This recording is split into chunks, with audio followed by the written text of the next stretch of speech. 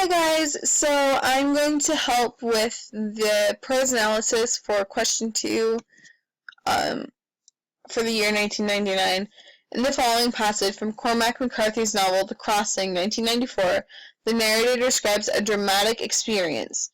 Read the passage carefully, then, in a well-organized essay, show how McCarthy's techniques convey the impact of the experience on the main character. So already we see techniques leaves it very open for any literary term. So it's not down to just diction and syntax or just imagery and metaphors. It's any of the literary terms in here. And describes a dramatic experience. So when we read through it the first time, we need to identify what dramatic experience the question is asking for so that we can correctly describe the impact that it has on the character. So when we started reading it, by the time he reached the first talus slides under the tall escarpments of the Polaris, the dawn was not far to come. He reined the horse in a grassy swale and stood down and dropped the reins. His trousers were stiff with blood. He cradled the wolf in his arms and lowered her to the ground and unfolded the sheet. She was stiff and cold, and her fur was bristly with the blood dried upon it. He walked the horse back to the creek, and left it standing to water and scouted the banks for wood with which to make a fire.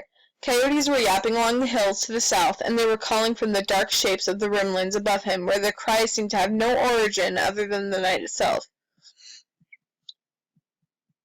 He got the fire going and lifted the wolf from the sheet, and took the sheet to the creek, and crouched in the dark, and washed the blood out of it, and brought it back, and he cut forked sticks from a mountain hackberry, and drove them into the ground with a rock, and hung the sheet on a trestle pole, where it steamed in the firelight like a burning scrim standing in a wilderness, where celebrants of some sacred passion had been carried off by rival sects, or perhaps had simply fled in the night at the fear of their own doing.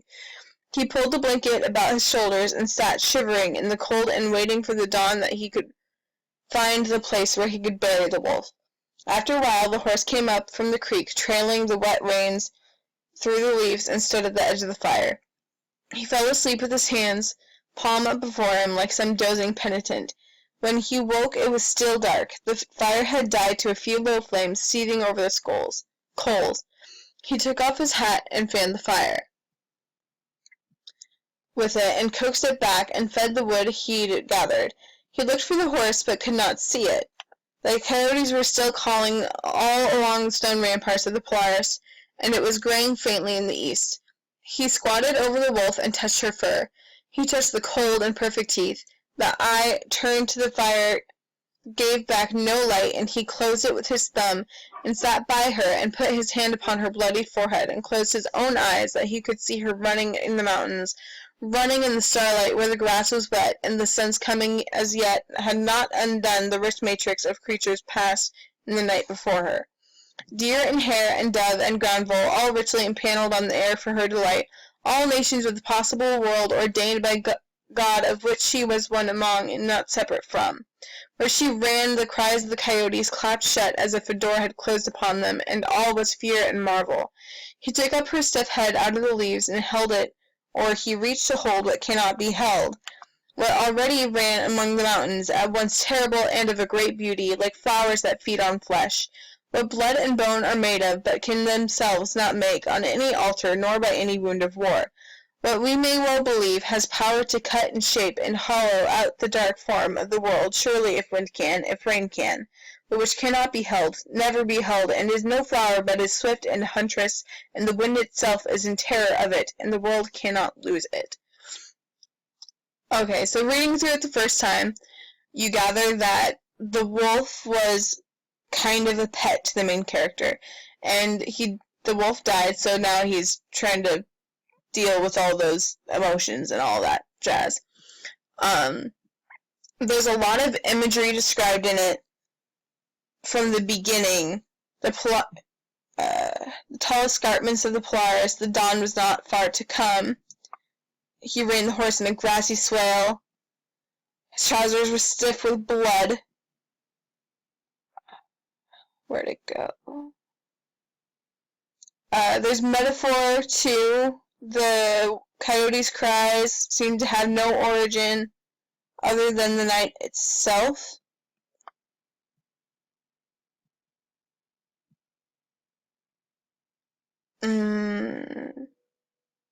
He cut forked sticks from a mountain hackberry and drove them into the ground with a rock, hung the sheet on a trestle pole.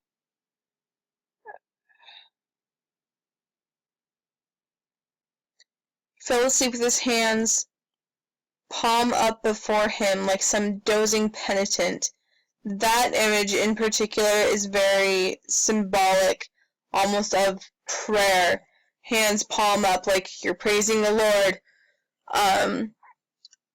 Like he's praying for serenity or something. And when he woke, it was still dark. It had died to a few low flames seething over the coals. The coyotes were still calling along the stone ramparts of the Polaris, and it was graying faintly in the east. With the imagery, you could also use the dark and gray, because it's dark all through it, and then it's still gray as the sun's coming up. There's no light because he's desolate, and the wolf that he loved so much died. He touched the cold and perfect teeth. The wolf is perfection. The wolf is the opposite of the desolate surrounding. The eye turned back to the fire and gave back no light. The fire gave back no light. That symbolizes all of the dark and desolate, because fire is supposed to bring light, but it's actually causing more darkness in this case. But he closes his eyes, which should shroud him in darkness, and instead there's more imagery. He sees the wolf again, but the wolf is happy. He's running in the mountains in the starlight where the grass is. The coyotes that don't shut up at all clapped shut as if a door had closed upon them, and all was fear and marvel.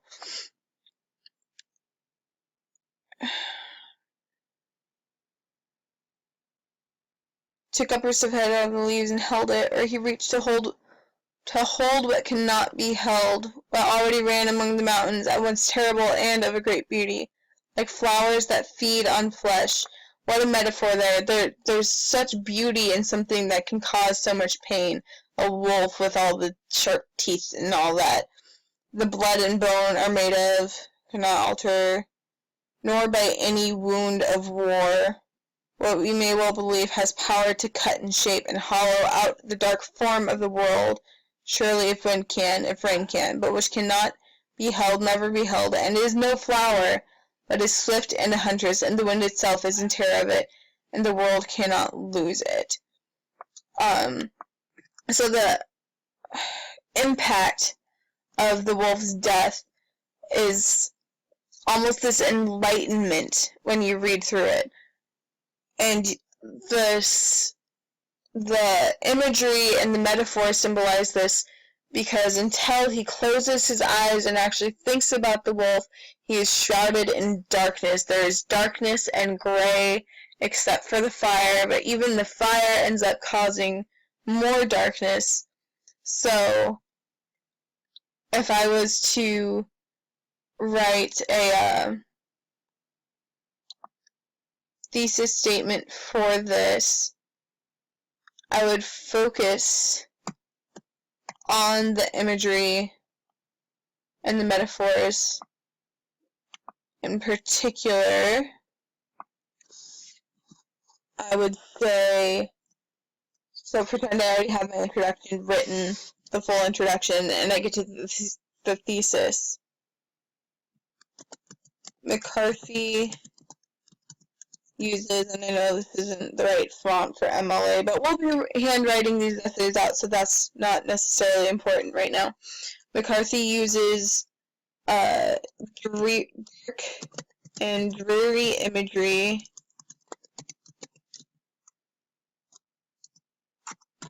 eloquent's not quite the word there,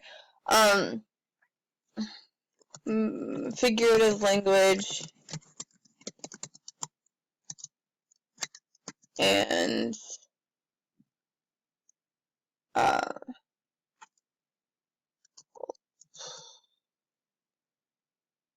the symbol of light to portray the enlightenment the main character felt, or the main character comes to through the loss of the wolf. That's not necessarily the best thesis statement, but it uses the adverbs with the literary term so that you're getting the full, or the reader, the judge, grader, is getting the why the literary term is important, because imagery is important no matter what, but the fact that it's dreary comes together further with the theme of it, with the enlightenment, because it contrasts with what the mood of the outside and with what he's actually feeling. The example essay they have, or in the example essay they have, the thesis is several devices are employed to effectively enhance the tone of reverence and loss, including figurative language, diction, sentence structure, rhythm, and repetition. Which kind of goes off of the thesis I came up with, in that figurative language is still important and diction plays off of the imagery and everything else, and the mood of reverence and loss with losing the wolf is important. The thesis is a strong thesis because it there is a be verb, but they use a strong enough verbs afterwards that it still sounds strong. Effectively enhance the tone. So it's not saying this is why, this is this. It's saying it helps bring it to life more, the reverence and loss of the wolf.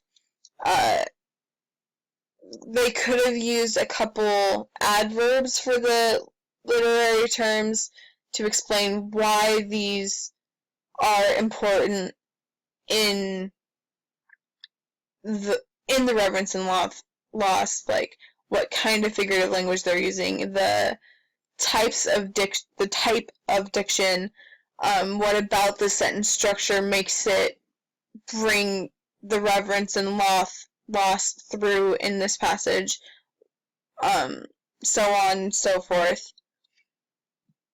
So this second example essay, I'm just at the introduction, and sorry that the first line of it's cut off, brings a more creative approach to it for those of you who have like more fictitious, I guess, writing styles. In the dark of the night, it runs swiftly along the mountains, up the slopes, past the creek, faster than the winds. What is this it that runs so freely after the body is dead and decaying? It is surely the soul that escapes after death and returns to its home. In the passage from McCarthy's The Crossing, the soul of the dying wolf leaves the body and the man carrying him to return to his homeland. McCarthy uses imagery in the description of the complete narrative experience to recount the philosophical revelation that the protagonist encounters as he caresses the death and the tranquility of nature. That thesis statement is